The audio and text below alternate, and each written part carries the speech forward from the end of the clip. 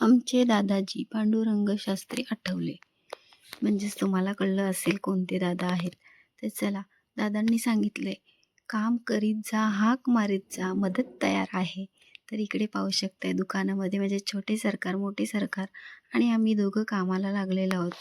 तर बघा, कोणतंही काम असो, छोटं असो किंवा मोठं असो, काम काम असतंय. कोणतंही काम करा, कामाला जर लाज नसेल तर तुम्ही कोणतंही काम करू शकताय. माझा मुलगा आहे 10वीला, तरीसुद्धा आता त्यालासुद्धा मी दुकानामध्ये ठेवते, कारण त्याला अभ्यासाला सुद्धा वेळ देते आणि संध्याकाळी हेल्पसाठी सुद्धा दुकानामध्ये तो येत असतो. आणि आमचे छोटे सरकार येत जात असतात, पण जेव्हा पण दुकानामध्ये येतात त्याला मी काम देत असते, कारण मुलांना आता नाही समजलं तर नंतर नाही समजणार.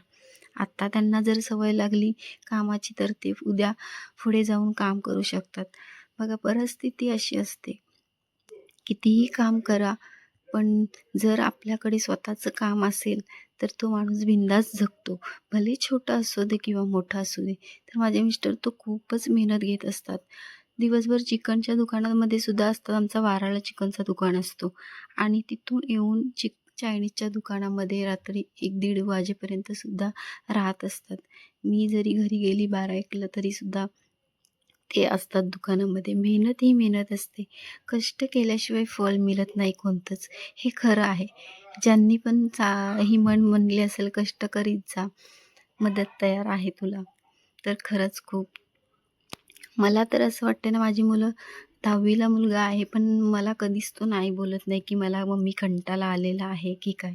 खरंच मुलांच्या डोक्यामध्ये जर आपलं घरातलं परिवर्तन पाहून मुलं जर शिकत असतील तर अगदी खूपच छान आहे.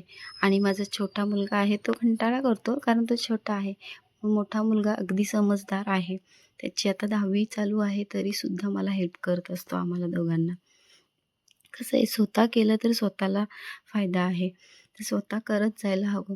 तर मला तर कुठल्या कामाची बिलकुलच लाज नाही आहे. काम कामच असतो. माझं हे छोटंसं दुकान आहे, पण त्याच्यामध्ये आम्ही खूप खुश आहोत. कारण माझं हे दुकान आहे, तिकडे छोटं दुकान आहे.